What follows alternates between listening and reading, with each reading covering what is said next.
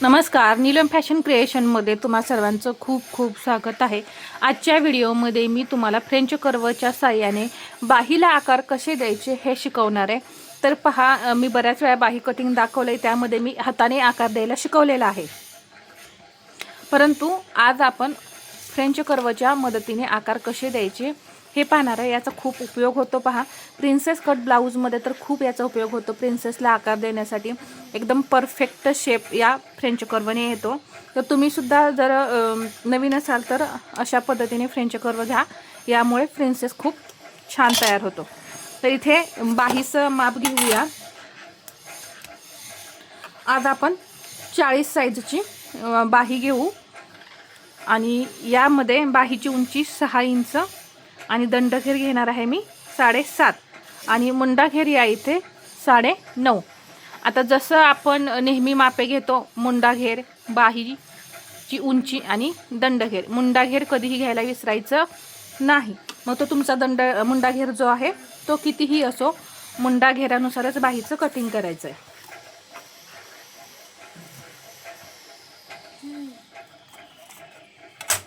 बाहीची उंची 6, त्यामध्ये आपण 1 इंच प्लस करणार आहे।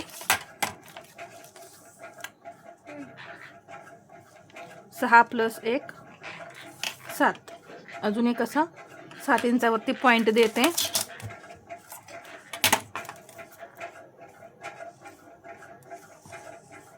एक लाईन ओढून घेतली, उंचीचं मार्किंग झालेलं आहे। उंचीचं मार्किंग झाल्यानंतर आपण इथे कॅप हाईट घेणार आहे।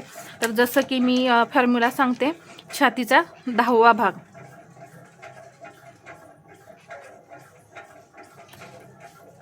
तर असा हा तुम्हाला जर भाग काढता येत नसेल ना, तर पहा, चेस्ट जे काही चेस्ट असेल त्याच्यामध्ये असा पॉईंट द्यायचा। समजा तुमची चेस्ट 36 असेल, याच्यामध्ये एक पॉईंट दिला की किती झाले, 3.6, 3.5 इंच मग कॅप हाईट घेतली तरी चालते। 38 असेल चेस्ट, मध्ये एक पॉईंट द्यायचं म्हणजे 3.8, तर म्हणजे 4.25 इंच कॅप हाईट होणार आहे। या पद्धतीने तुम्ही फॉर्म्युला वापरायचा आहे। तर इथे मी 4 इंच कॅप हाईट घेणार आहे। एक लाईन ओढून घेते। आता इथं मुंडाघेर घ्यायचा आहे 9.5, तर इथून या लाईनवरती 9.5 इंच कुठे येते पहा, या इथे येते। तर ते मी मार्किंग करून घेतलं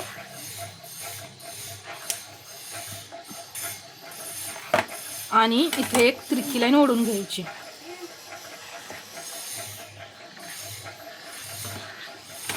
तिरकी लाईन ओढल्यानंतर जसं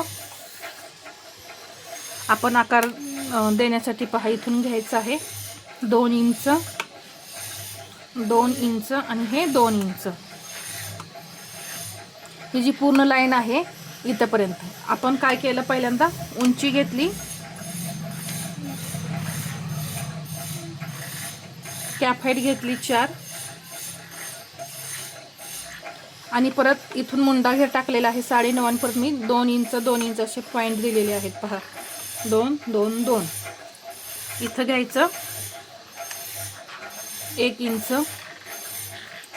इथून घेणार आहे अर्धा इंच, हा एक पॉईंट अर्धा इंच आणि हा पॉईंट अर्धा इंच, असे हे मी 3 पॉईंट अर्धा इंचाचे घेतलेले आहेत। आता आकार देताना पहा,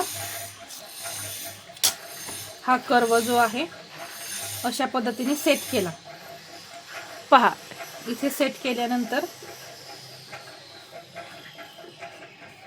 इथे असा आकार दिलेला आहे मी।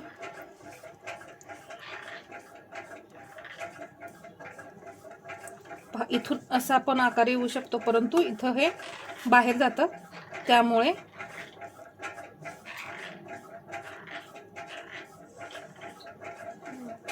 ठीक आहे। पहा, या पद्धतीने इथे मी हा आकार दिला। कसा सेट केला, पहिल्यांदा पहा, डायरेक्ट असा सेट केला तरी चालतोय। पहा, इथून आला का हा आकार, हा आकार आल्यानंतर परत हा असा खोल करायचा आहे खड्डा इथं। तर मी या पद्धतीने असा सेट करून घेतला आणि हा आकार दिला। मग आपला हा आकार तयार झाला। तयार झाल्यानंतर तर हा कोणता आपला आकार तयार झालेला आहे, पुढचा खोल खड्डा जो असतो ना तो तयार झालाय. आता आपल्याला पाठीमागचा आकार तयार करायचा आहे. तर इथं एक 1.5 इंचावरती पॉईंट द्यायचा. जसा इथे सेट केला होता त्याच पद्धतीने इथेही सेट करायचा आहे, परंतु पहा बरोबर इथून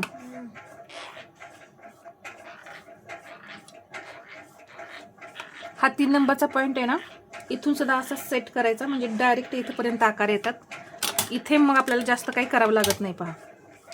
आणि हा पॉईंट मग हाताने केला तरी चालेल किंवा मग असा इथं कर्व वापरून केला तरी चालेल. फ्रेंच कर्व वापरण्यापेक्षा सहज हाताने आकार देता येतात. काही गरज नाही याची वापरायची, परंतु मला कमेंट आलेले आहेत 2 वेळा फ्रेंच कर्वचा वापर करून तुम्ही बाहीला आकार द्यायला शिकवा. तर पहा इथे असा आधी सेट करायचा. ठीक आहे, हा आकार देऊन घ्यायचा इथंपर्यंत. इथं सेट केल्यानंतर परत हा खोल खड्डा येण्यासाठी इथे असा सेट करायचा. इथून असा कुठे सेट होतोय हे पाहायचं आधी आणि मग आकार द्यायचे असे. इथं हा झाला. आणि हा जो वरचा आकार आहे ना, एकदाच ठेवल्यानंतर पहा सारखा उचलावा लागत नाहीये कर्व. एकदाच असा ठेवायचा.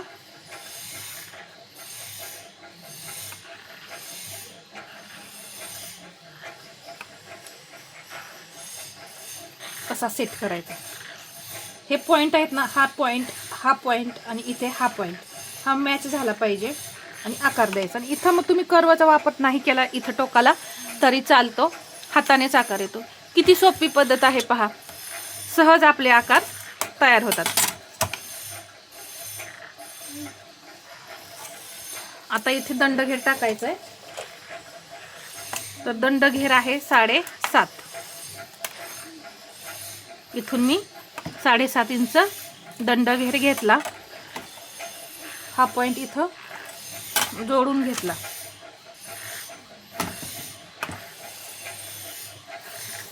आणि याच्या पुढे हे 1.5 इंच मार्जिन. इथेही हे 1.5 इंच मार्जिन. इथे अर्धा इंच डाऊन करून हा आकार द्यायचा. तर पहा एकदम परफेक्ट अशी आपली ही बाही तयार झालेली आहे. तुम्ही हाताने आकार द्या किंवा याने, काहीही अवघड नाही आकार द्यायचं. फक्त हे 3 पॉईंट जर घेतले ना तर एकदम परफेक्ट अशी आपली बाही तयार होते. तर अशा पद्धतीने इथे मी तुम्हाला 40 साईजची बाही जी आहे ती कटिंग कशी करायची हे सांगितलेलं आहे. तर इथं आपली जो बाहीची जी घडी आहे ती किती आलेली आहे, 10.25 इंच आलेली आहे. पहा बाही घडी किती येते पहा.